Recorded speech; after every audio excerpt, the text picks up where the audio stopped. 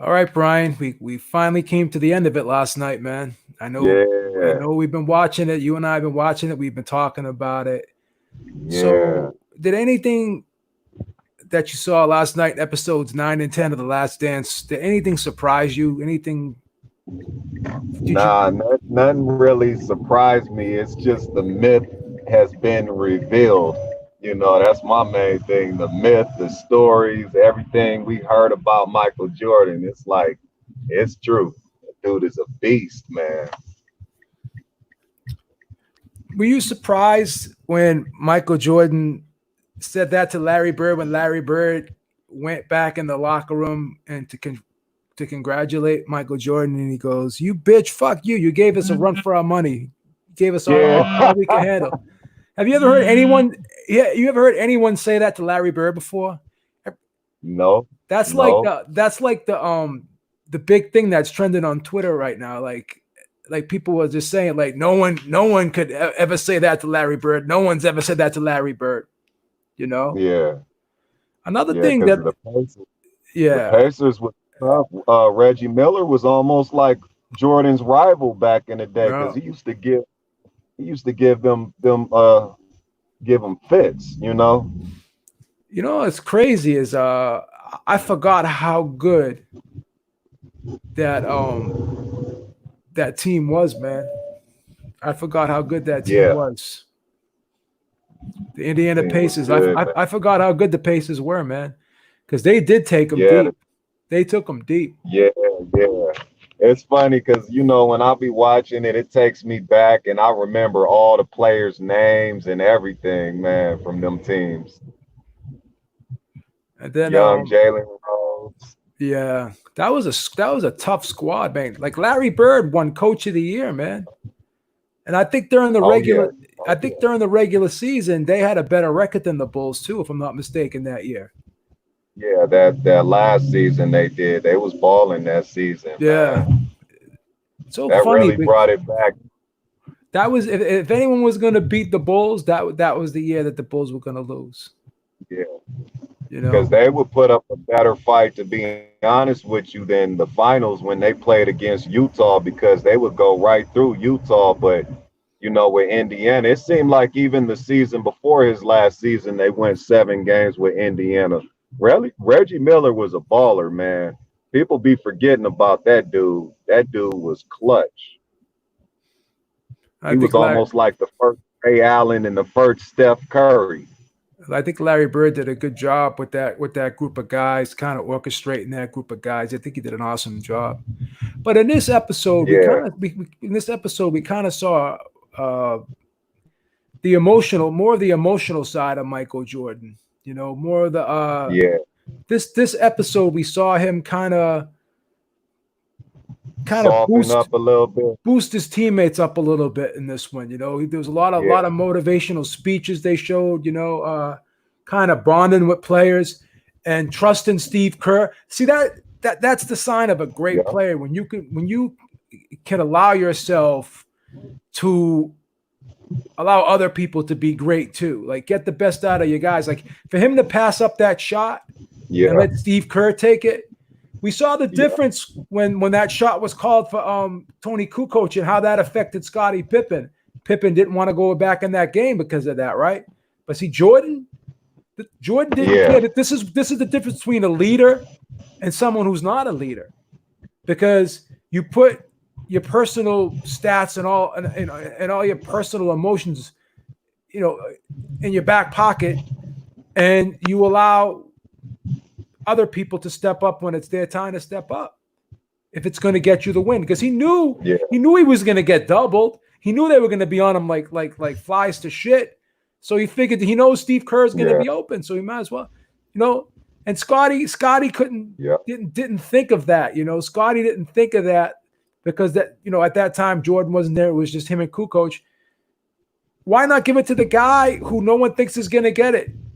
And yeah, Kukoc can shoot and Steve Kerr can shoot. So I thought that in yeah, itself. I think 9 and 10 really showed how great of a leader Jordan is.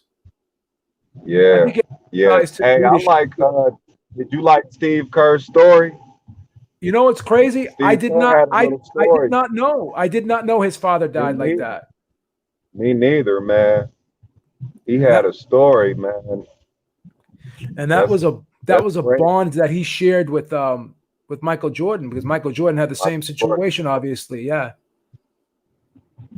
Yeah. I And was then like, man, what was he saying?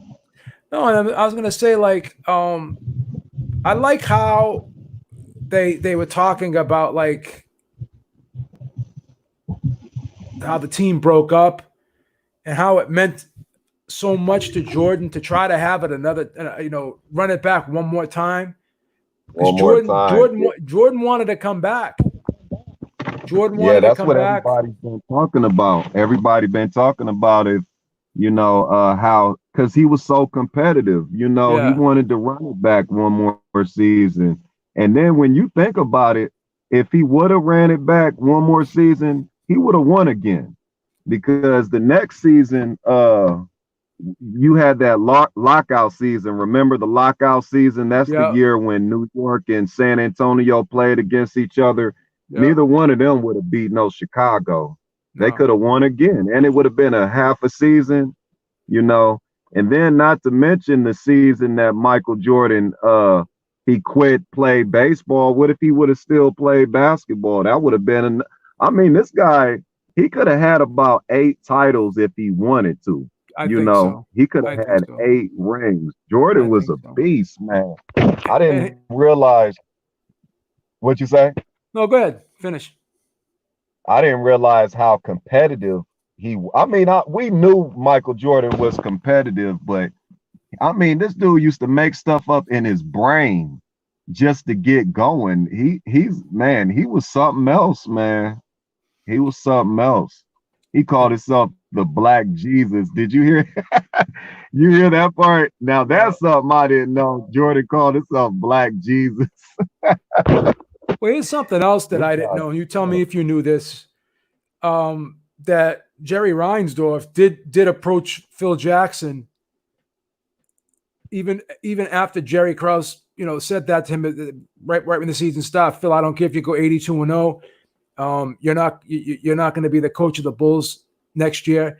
But then afterwards, Jerry Reinsdorf approached Phil Jackson and said, would you want to come back? Would you want to come back? Like he wanted to reconsider, you know. mm-hmm. And then Phil said, no, I don't want to come back now. What would have happened Yeah, if Phil did come back? I guess Phil decided, hey, you know what? I don't want to be part of a rebuilding team, because I think that they were going to get rid of, like, Phil didn't want to come back if Jordan and the rest of the guys weren't there. But Jordan would have yeah, probably stayed, though. yeah. They would have brought Jordan back, But I think but Rodman or Pippen would have been gone, though. I think Pippen yeah, would have been gone, because what would have happened was they would have tried to sign like Rodman, Pippen, and Jordan to like 1-year contracts, and mm-hmm. Pippen already had, I think he had a big offer on the table for Houston, so Pippen may not have come back. Rodman was just Yeah, erratic at that point. He was probably going to be yeah, gone. So yeah, there's no guarantee that whole team would have stayed together. They could have, like Jordan maybe could have talked Pippen to stay for one more season, but Pippen was more about himself, though. He was about that money, and I don't blame yeah. him. I don't blame him for that. But I mean, I think he would have stayed. Pippen would have stayed. If Jordan would have stayed, all of think them so. would have stayed. Yeah, I think they would have ran it back and got one more last dance. That would have been a for sure last dance on that last one. But But I think you know, Phil held that grudge against Jerry Krause, like, for saying that to him at the beginning of the season. So he's like, you know what? I'm out. I'm out. The hell with it. I'm out. I'll go to LA and I'll win friggin' 3 more. yeah, that's what he did too. With the new Jordan, the Kobe. That's right. That's right. That's right. That's right. He had So another yeah, man. protege. How do you think they did overall with the whole series? Do you think they did a good job, or do you think do you think this was more of like a puff piece for Michael Jordan? Was like, but you really can't say it was a puff piece, because they showed the bad side. Like Michael Jordan was a Yeah, big part of producing this and making this happen. And you got to give the guy Yeah. credit because he wanted people to see how he really was. So he allowed people to see the bad side to him too. Not just all the good stuff, but he let people see the bad stuff, the controversial stuff. So that just Yeah. goes to show you I like this how real Jordan documentary. is, right? Yeah, yeah. I like this documentary because of the fact they interviewed everybody that has something to do with the whole thing. I loved it, man. I They love even that documentary. they even let You Isaiah know, Thomas in there. but I mean, like as far as like puffing Jordan up, that dude, I mean, I'm like, damn, man, I can't believe I was living in that moment watching this guy do this shit, man. Because, you know, Michael Jordan and the Chicago Bulls made it look easy a lot of times. You know what I'm saying? In the finals and all this different playoffs, they made it look easy. But, that brings out a lot of the story behind a lot of the series, a lot of the conflict that was going on. Because I'm just now finding a lot of people are just now finding out about this stuff, to be honest, because back in the 90s, all we knew was that Chicago was winning. They was dominating. They was unstoppable.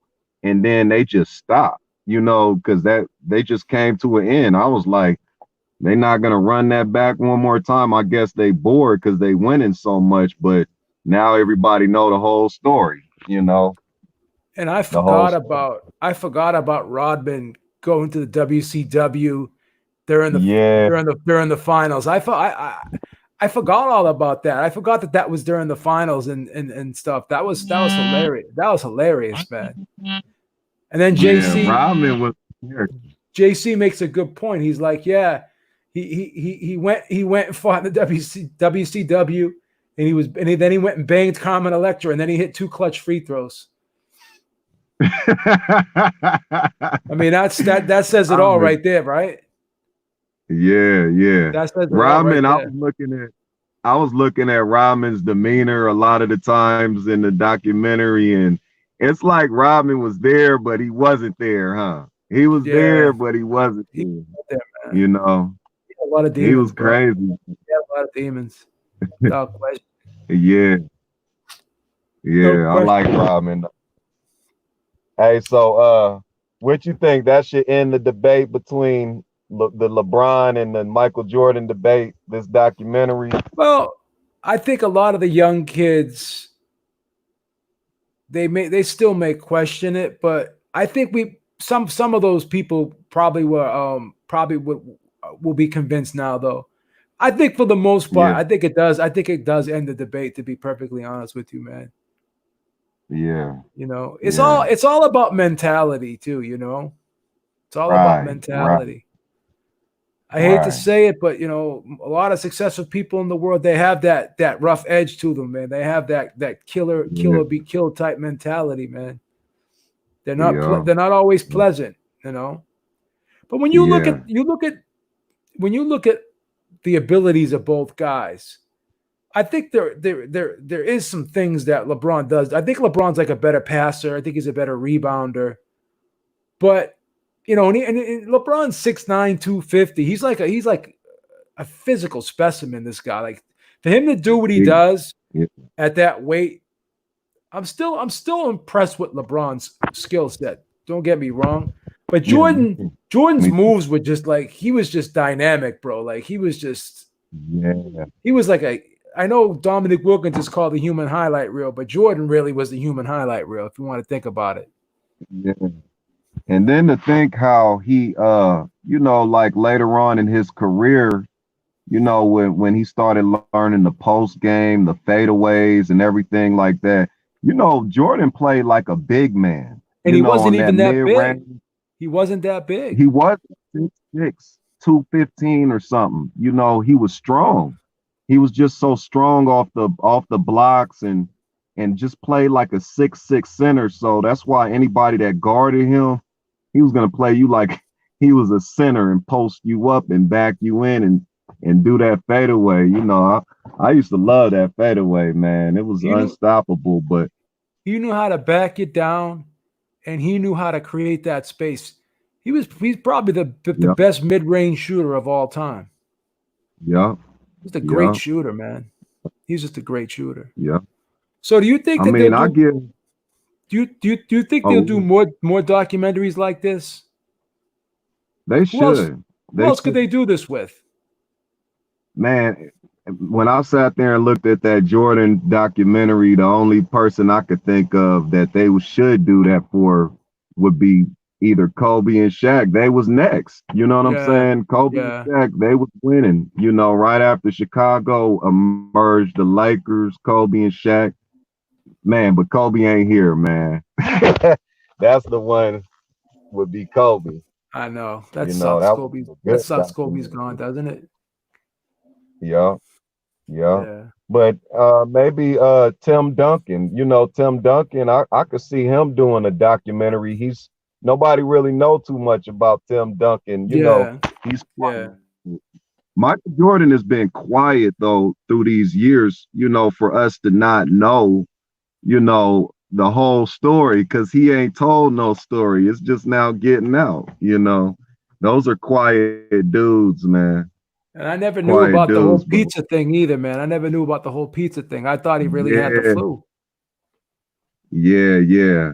And Hey, it's funny because I remember when I was watching that when I was young, a lot of the antics, I thought they was phony. Like I thought yeah, Michael Jordan was faking that flu, Scottie Pippen was faking them back spasms, and they migraines. just would do this stuff to make it look a certain way, but they was really going through some things, Yeah, man. you Them could dudes see was really Jordan. going You through. could see how bad Jordan felt. You could just see like he was sweating sweating up a Yeah, storm. sweating. Yup, So yup. you could tell he That's wasn't. probably the most memorable moment, man. You know, the more I was looking at this documentary and the more I started thinking back in them 90s when Jordan was just killing the game, I said, Jordan made basketball like almost like a cultural, Yeah, a culture. yeah. He brought a new culture to the whole game, and it was like a worldwide type of a culture because of his shoes, his swag, the tongue, the will to win. That's the main thing. What I get out of this is that dude's will to win, man.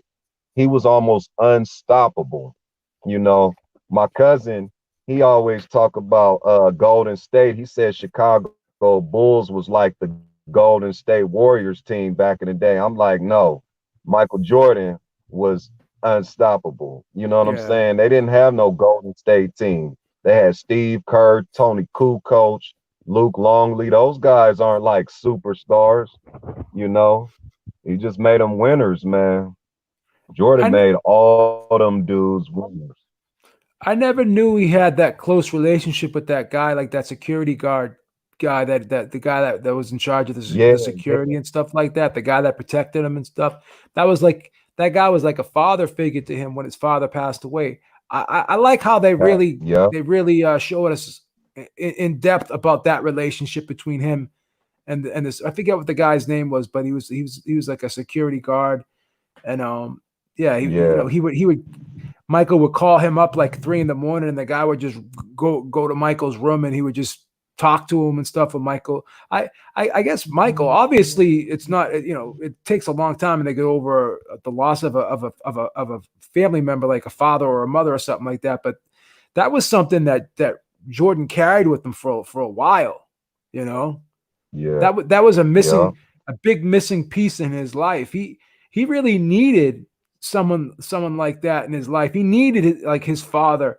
He needed someone to be able to console him and someone he could confide in, because he didn't have too many people close to him that he could confide in like that. yeah, So yeah. that was a That's huge. he was like a star. He was like a fucking rock star, man. You Yeah, know. But yeah, he had the guy he passed though, didn't he, after that last game? something like that. Was it the 98 season? Yeah, I think that guy is no longer with us, but I think I'm gonna have to find out what his name was. I can't remember his name. It's a shame. I should have probably looked it up before I Yeah. started doing this, but yeah, I mean, Even with that, that scenario, Michael Jordan said he can't lose this last game with him sitting there. He put that in his mind, gave him a reason why he have to win. Yeah. Michael Jordan was just on a whole different planet, man. Yeah. But I think it was cool that the young kids got to see someone like Michael Jordan in this documentary and really learn about how great of a player he was, man. Yeah, Because everyone thinks that, yeah, this is the NBA how it is today is, really, it's something else. But when you go back and look at how it was in the 80s and 90s, that's a whole nother level right there. That's a whole nother different level. animal. But Yeah, people say that that's they why don't. they always. That's why they call them soft. Yeah. But people say that they They don't call think them soft. LeBron could play back then or he wouldn't do as well back then. But I don't know because he's a big guy. He would be able to bang guys around too, though. You know what I'm saying? So he Yeah, may have the opportunity for himself to become more physical as well because he's not right. he's bigger than most of the guys that play his position. He plays small forward. He's like 250. Most small forwards are like 6'6", 6'7", like 200 pounds, Yeah, 220. And this guy's like 6'9", 250. So he'd be able to muscle a lot of those guys around, I think. yeah. Because if you take him and put him in that culture where it was more aggressive, he'll be just like them. He'll play differently. He'll Yeah. probably play more aggressive, Yeah. be different. Guys like LeBron, Kevin Durant, Steph Curry, those guys can play in any era, I think, man. They're just Yeah, mega talented, you know. yeah, yeah. They talented, man. And they got the size to do it. I mean, a lot of them got the skills to do it. The skills these guys got, some of them, a lot of guys didn't have skills like that. Like Durant, the ability to be able to shoot. LeBron, his strength, his speed. I mean, really, those guys would have made it in any era. You I know what think I'm so. saying? And would have been I think so. successful. I think they would have been successful. I mean, if you're It was elite, just, it was just, you're an elite. If you're an elite player, you're an elite player. That's just the way it is, yeah, in my opinion. yeah, Yeah. yeah. But Those yeah. guys would have made it in any era. That's one thing about today's game is a lot of those guys, people might not admit it, but a lot of these guys are really skilled, man. They're good dribblers, good shooters. They're not as strong. I don't think they play as strong, but they are more about finesse, Look at this guy, Brian. Doesn't this guy look like Steph Curry? Look at him. Look at him. Look at him. With Steph Curry with the waves, though. With the waves, though, my boy. Why are you unleashing the waves right now? Why are you unleashing the waves? How you doing, B? I'm good. So It's what you good to think, be man? here. What you think, man? What you think of the documentary, brother? It was great. It was definitely great. We got a closer look into possibly the greatest player that ever lived, Michael Jordan.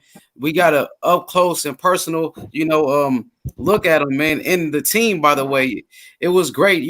He definitely lived the sport of basketball, man. To me, in my eyes, he still is the greatest player that I've ever seen, and it's not even close. Just a clutch player, B, a former defensive player of the year as well, a 5-time NBA MVP, a 6-time Finals MVP. Just a great player, and he also retired from the sport, came back to win 3 more championships. It was incredible, man. B, what was your thoughts about it? I thought it was good, to see some of that behind the scenes stuff that I didn't see before. I like when him and like I was telling Brian how when Bird went back in the locker room to congratulate him, he said, "Bitch, fuck you! You gave us all we can handle," like stuff like that. And like when they showed the relationship with him and that security guard, the guy that was like a father figure to him.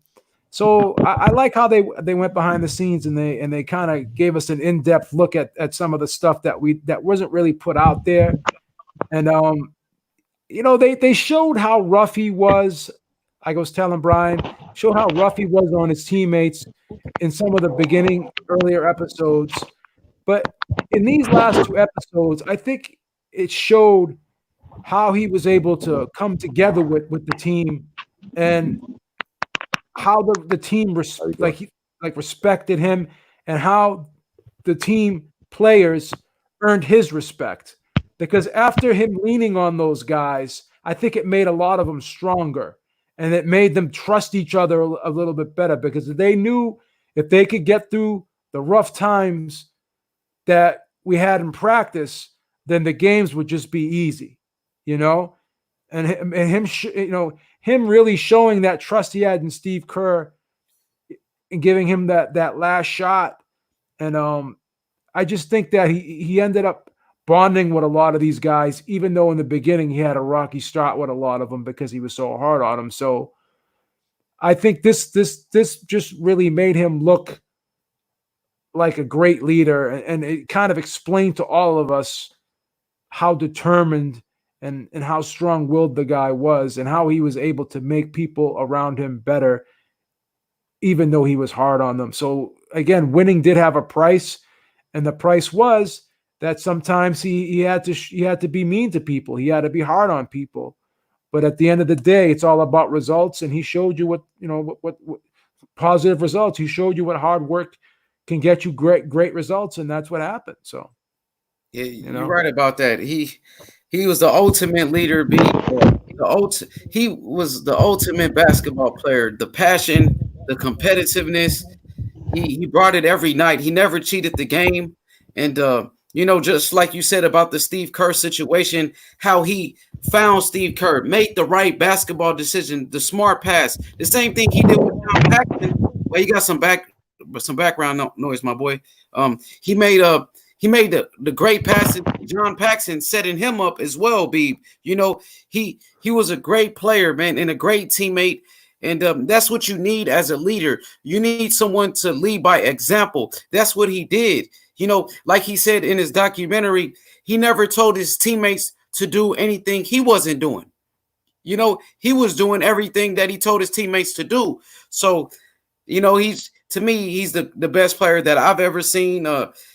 Just watching the documentary, it showed us a lot. I didn't know about Dennis Rodman going off on trips, in between the NBA finals, going to do a wrestling match.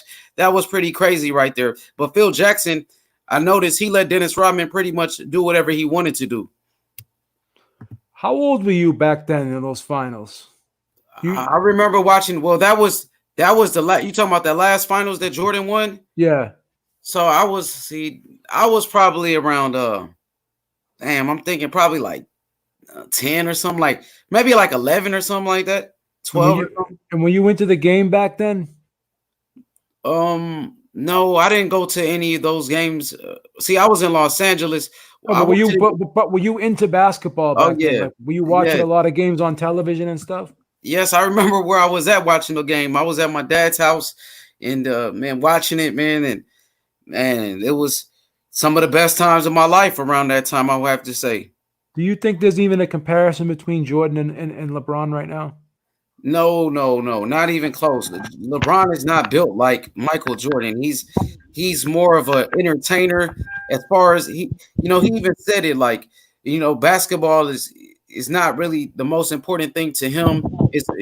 For him, he's focused on other things, business, families. But I think the fair comparison for me was Michael Jordan and Kobe Bryant. I think Kobe Bryant. You got some noise, my guy. You got a lot of noise back there. I think Michael Jordan and Kobe Bryant was the fair comparison. I think Kobe Bryant compared better to Michael Jordan than LeBron James. That's how I feel. Yeah, they played. What do you think, Brian? Is that's more of a better comparison, huh? Oh, he's muted right now. Let me unmute him. Oh, okay. You know how I feel. Kobe's the second Jordan. Yeah. Yeah, I agree with him, bro. You know what I mean? Kobe, but LeBron, though, the thing is, he's just different, man. He's just different from Kobe and Michael Jordan. His style is different. I don't know why they keep comparing them. It's already been another Jordan. It's been Kobe. So let's compare LeBron to like a Magic Johnson or something, an assist leader. he's not built like Michael Jordan and Kobe, but you know, he still deserves props though. You feel me? Is there anything that LeBron could do to catch Jordan at this point? What would he have to do to catch Jordan?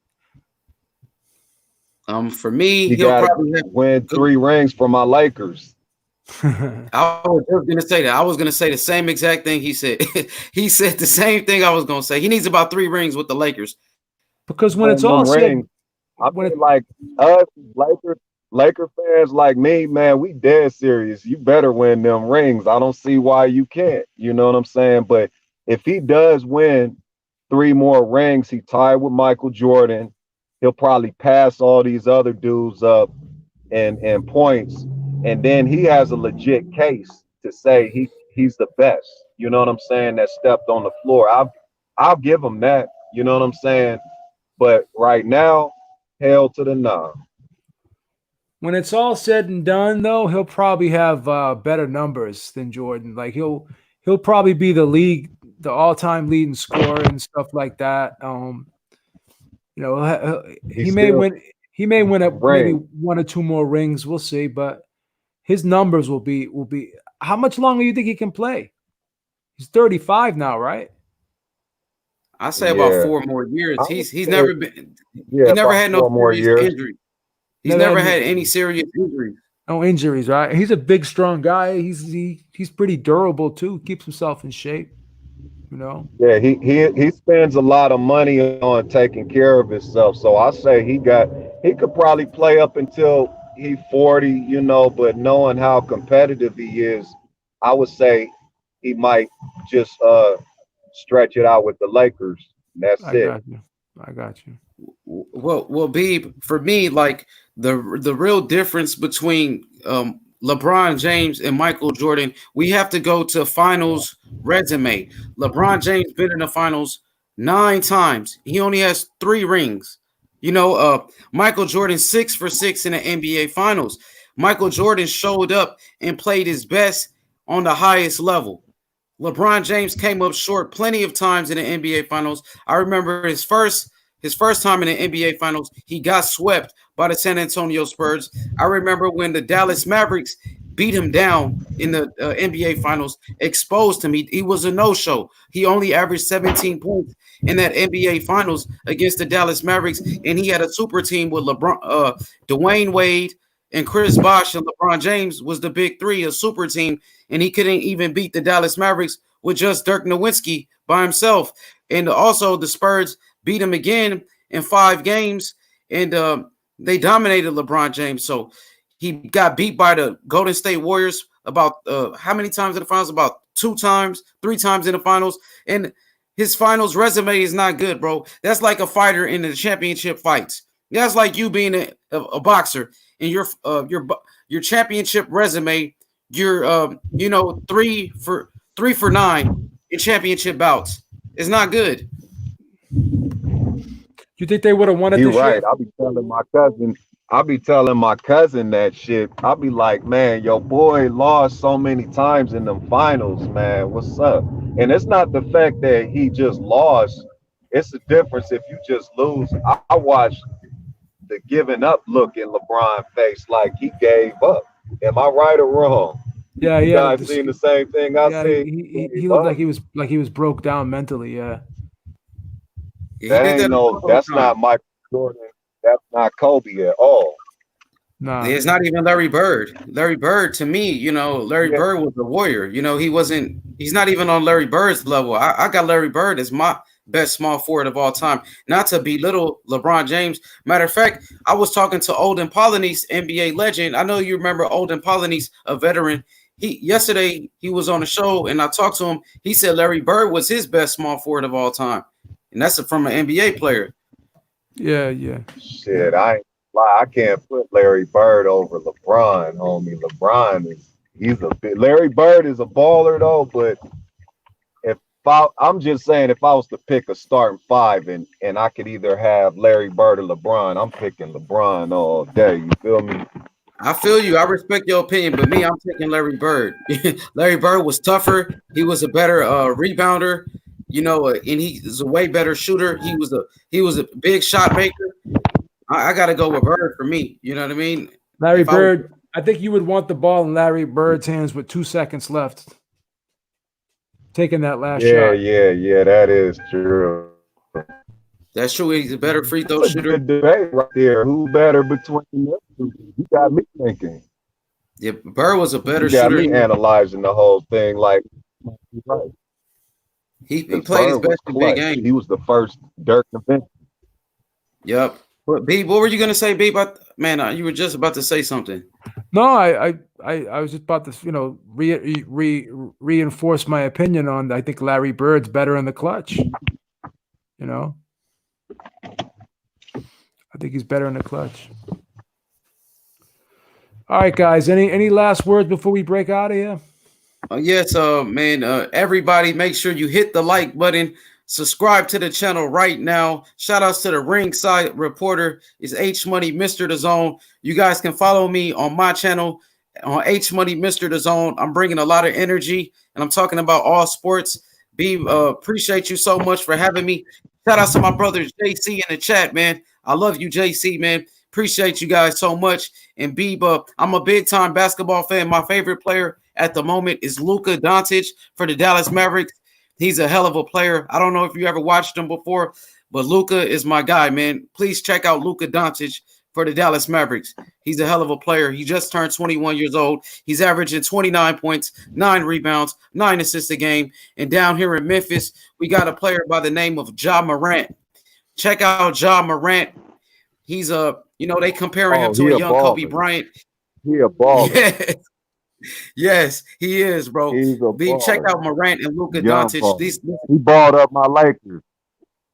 Yeah, he got the Lakers one game for sure. My Lakers that game. For sure, Beeb. I don't want to take too much of your time. Thank you, brother. I'm signing out. Appreciate everybody. Thank you. All right, man. Brian, any last words? That's it. Hey, thanks for having me. All right, man. Take care, everybody. Have a good one. All right. All right, be good, everyone.